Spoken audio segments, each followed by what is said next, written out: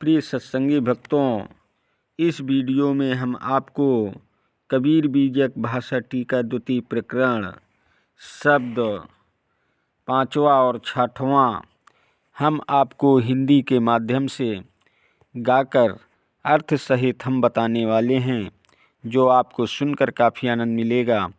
Video के last date तक ज़रूर बने रहिएगा ताकि आपको सारी जानकारी सही तरीके से मिल सके, और बेल वाली घंटी दबाना मत भूलें ताकि आपको सारी नोटिफिकेशन हमेशा मिलती रहे। तो प्रिय भक्तजनों, सुनिएगा, ज़रूर आपको आनंद मिलेगा। असंतों अचरज एक भव भारी, कहो तो को पति आई। एक पुरुष एक है नारी, ताकर करहूँ विचारा। एक अंड सकल 84, भरम भुला संसारा। एक नारी जाल पसारा, जग में भय अंदेशा। खोजत खोजत काहू अंत ना पाया, ब्रह्मा विष्णु महेशा। नाग फांस लिए घट भीतर, मुँह से निसब जग झारी। अज्ञान खड्ग बिनु सब जग सूझे, पकड़ न काहू पाई रे। आप मूल फूल फुलवारी, आपहु चुनि चुनि खाई रे। अकाई कबीर तेई जन उबरे, जहि गुरु लियो जगाई रे। हे संतों, सबसे बड़े आश्चर्य की बात मैं बताता हूँ, और स्वयं भी विचार करो कि जीव रूप एक पुरुष कोटि और प्रकृति रूप एक नारी कोटि है। इन्हीं के गुण धर्मों से तमाम 84 लाख योनियाँ एक ही संसार में विद्यमान हैं, लेकिन अज्ञानी मनुष्य भ्रम भूल में पढ़कर कुछ और ही कल्पना करते रहते हैं।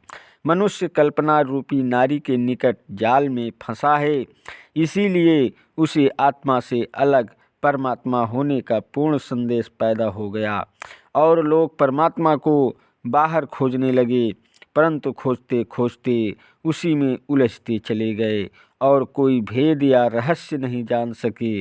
यहाँ तक कि ब्रह्मा विष्णु महेश भी उसका भेद नहीं जान सके।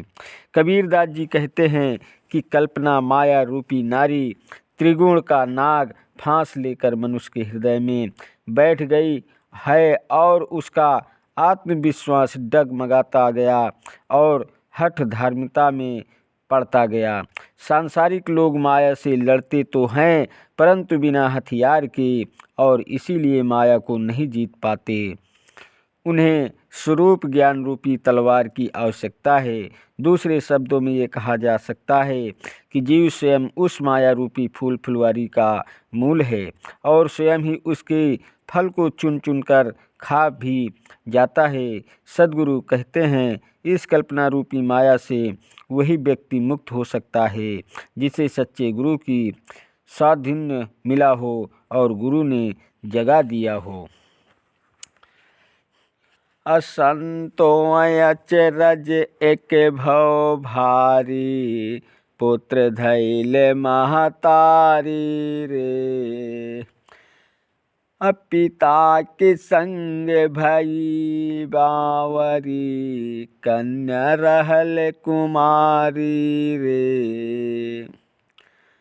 अखस मही छाड़ ससुर संग गौनी, शोकिन लेहु बिचारी रे। भाई के संग ससुर गौनी, सासहु सावत दीन्हा रे।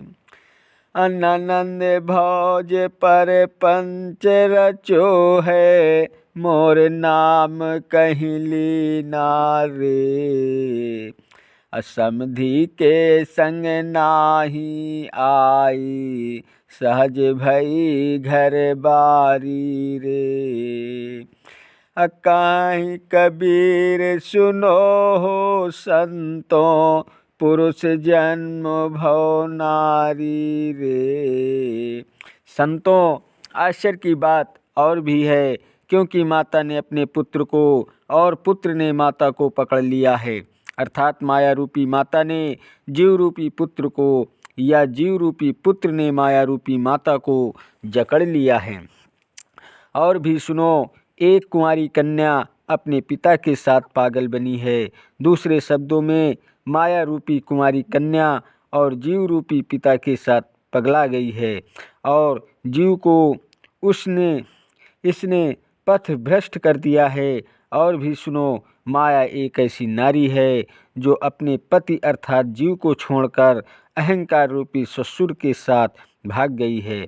दूसरे शब्दों में मनोवृत्ति आत्मलीन न होकर अहंकारलीन हो गई है। मनोवृत्ति रूपी नारी अज्ञान रूपी भाई के साथ अपनी ससुराल चली गई।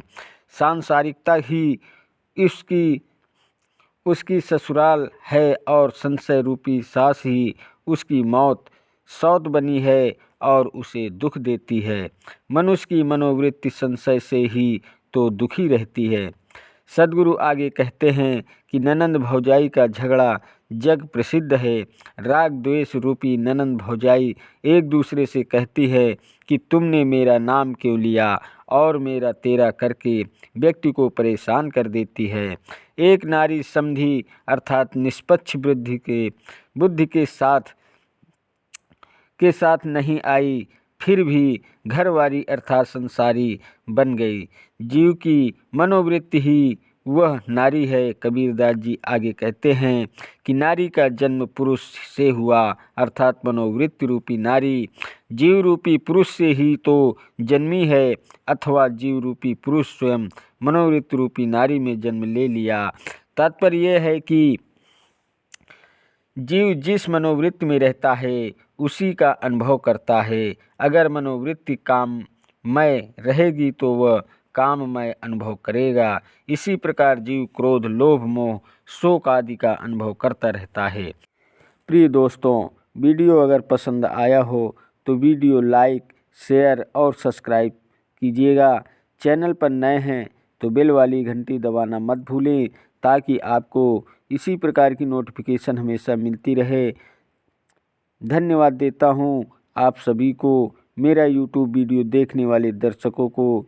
नमस्कार दोस्तों, जय हिंद, जय भारत, वंदे मातरम, वंदे मातरम, वंदे